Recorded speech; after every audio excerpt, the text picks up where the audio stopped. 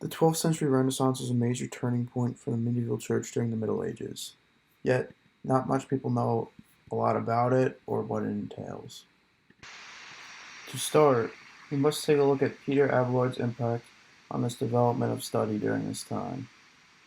Peter Abelard is often considered the greatest thinker, scholar, philosopher, and teacher of rhetoric during his day. Abelard was not only funny, but he attracted eager students in his work. He also thought of himself as the only philosopher in the world. On a night in Paris, Abelard was castrated by invaders of his home. This compelled Abelard to turn to religion and theology, and he did not let this traumatic event affect his mind. His castration was a major turning point for the Middle Ages. Before talking more about Abelard, it is important to understand the context of the 12th century Renaissance. This was a time that was considered to be the rebirth of Roman civilization. Not only were there many changes in the way food was produced, there was also a change in the population, societal norms, and urbanization. During this time, there was a revival and recovery of Roman works and Greek science and philosophy. This opened up education for people that was unavailable before. Not only this, but there was a new court system and a standardized church bureaucracy that introduced people to a new way of thinking.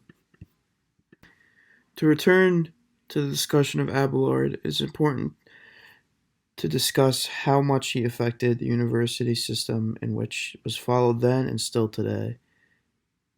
Abelard's teachings in philosophy and religion changed the way the university works in the sense that people who became masters had to follow certain guidelines.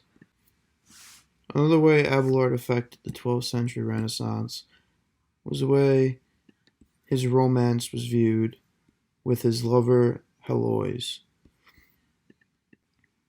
The way these two fell in love was when Abelard decided to become a monk after they met in 1115, and Abelard persuaded Heloise to enter the religious life. She was considered one of the most modern thinkers of her day, and she was scared that once people heard word of their romantic relationship, that Abelard's career would be ruined.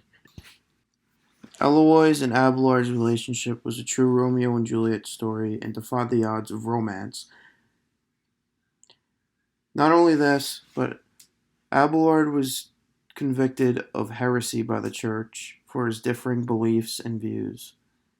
His writings have affected those until the 16th century and up until today in his work of over 1 million words. To conclude, Abelard's effect of the medieval ages was very important, especially after his castration, mainly because he changed the way he thought, which affected the way many others thought during this time.